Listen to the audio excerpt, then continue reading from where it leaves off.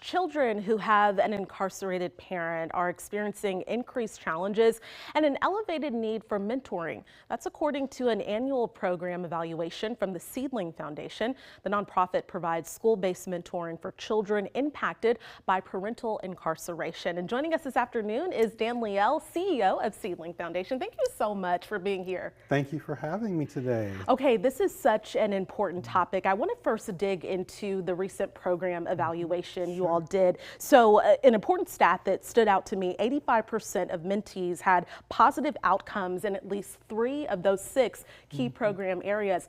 Tell me what the data told you about impact and outcomes. Yeah, we really believe that the relationships that are built with their mentors and the longevity of those relationships are the vehicles for success. And those primary outcomes, especially when you look at building resilience or persistence in a child, can benefit them both in school and the rest of their lives. If we can teach the children how to bounce back, especially when something traumatic like losing a parent to incarceration happens, that's big. And then you have the school engagement and the personal development skills. All those things are so important. And then secondarily, you have better attendance because of having a mentor at their school, and also lower disciplinary referrals, which is beneficial to the school campus as well as to the child. Yeah, so it benefits a lot of people in this equation. We were talking about this before the show. Christmas was yesterday, and a lot of those children did not have their parents with them at home during the holiday. There's also a backlog, right? Your list, you have a lot of children who are waiting for mentors. Yeah, we have over 50 kids waiting right now. Wow. We've struggled to find mentors in this post-pandemic world.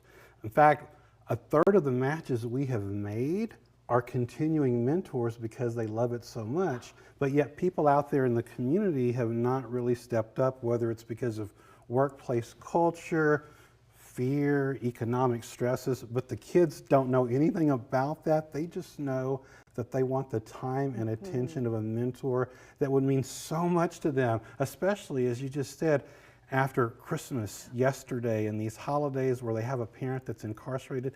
They miss their parents, and our mentors can't replace that, but we can certainly be a friend-tor, as we're sometimes calling it right now, to the children in their school. And so if someone's watching right now, Dan, and they say, you know what, I have some time in my day, a little wiggle room, and I can be a mentor, what does that look like for them? Yeah, all it takes is 35 minutes a week on the campus, plus the 15 to 20 minutes traveling to and from wherever you are at lunch. Seedling provides training in advance on a weekday night or Saturday. This doesn't take away from family time, and you're like, well, how do I mentor? What do I do? You're giving the child time and attention in a semi-private, semi-public place only on campus, playing games, hanging out, listening. We're not there to fix any kind of problem. We're there just to be a friend. And over time, that repetition of you showing up to engage in that child's life will mean the vehicle for success we were just talking about with positive outcomes. Okay, and you all have done this since 2005. You've mentored over 3,200 children. That's phenomenal.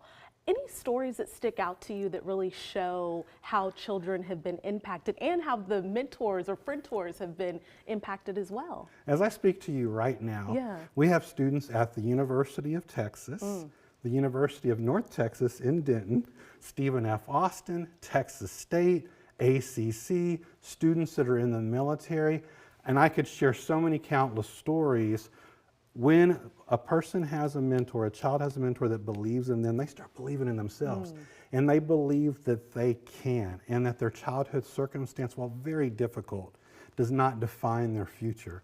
And so I have so many stories, and I encourage people to look at some of those stories on our YouTube and on our website to see some of those firsthand. Yes, and I know for you and I, if we didn't have the mentors who we had in our life, we wouldn't be where we are at today. Yes, okay, Dan, thank you so much. And we'll put all of your information on our website for people who are interested in applying to become a mentor for the Seedling Foundation.